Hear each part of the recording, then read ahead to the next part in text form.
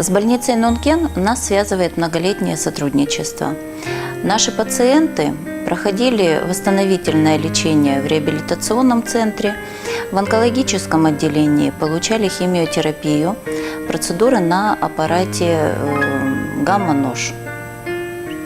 Специалисты больницы Нункен владеют всеми современными методиками и охотно делятся с российскими коллегами своим опытом.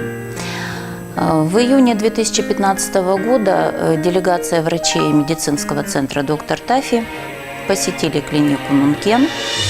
Очень понравился реабилитационный центр, где представлен полный комплекс лечебных процедур для восстановления организма после перенесенного инсульта, травм позвоночника, суставов, при различных неврологических заболеваниях у детей и взрослых, при детском церебральном параличе.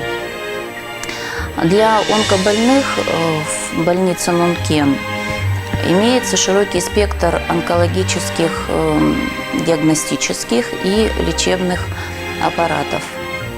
Также построен комфортабельный центр для госпитализации иностранных пациентов. И когда мы начали первые больные поехали, то мы получили очень большие, хорошие результаты.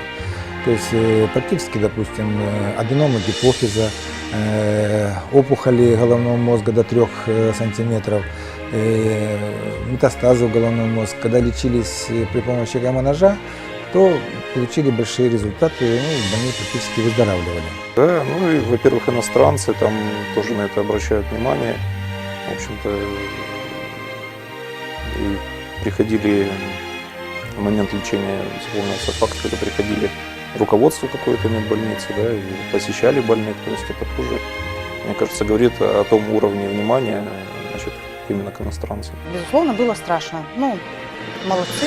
Сразу в аэропорту тебя, когда встречают как родного человека, тебя под белые руки, так сказать, провожают. Везде это переводы, везде быт налажен. Вообще там изумительно все.